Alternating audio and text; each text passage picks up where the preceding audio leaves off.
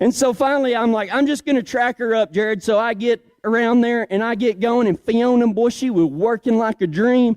And I wheel in there, and I throw that hip shot in there, and 2 feet go in there just as pretty as can be. And I go like this, and I lift my slack. And I guess that was a cue for Fiona to run up the rope and go under it. I guess she was trying to limbo or something. I couldn't get her backed up. I was going like this and turning, and I won't lie, I said a bad word. I was a tad bit hostile towards Fiona. She deserved it.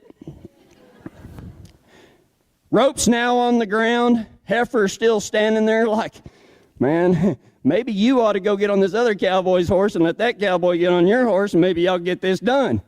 And so Jared, she's running around and everything, and every time I throw my loop and everything, the other cattle would just come in around it, and then they'd get tangled up in Jared's rope, and it was kind of a wreck. It's a typical cowboy thing. I mean, if you've never been out there to do any of this stuff, I mean, there is no scripted, okay, I'm going to go out there, and each individual thing is an adventure in itself. It's never the same way twice. And she was wheeling around one time, and her legs got caught up. And this is a big heifer. This is a pretty big heifer.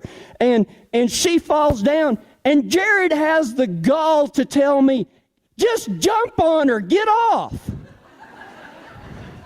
What was I going to do?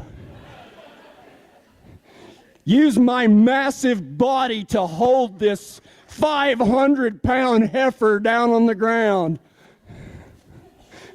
It'd have been like a balloon out there in a carnival deal with kids. I'd just been flopping around, and yeah, it would have. Why are y'all clapping at that? Actually, the main reason I ain't that big of a fella, but I'm pretty wiry. I could have done it. What I was worried about, though, is if I jumped off her, that meant that I am no longer in control of Fiona. I know Fiona.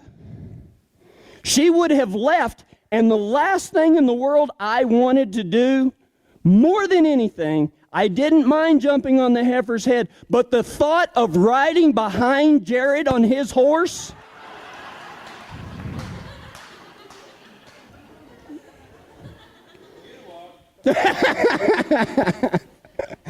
oh, I knew that.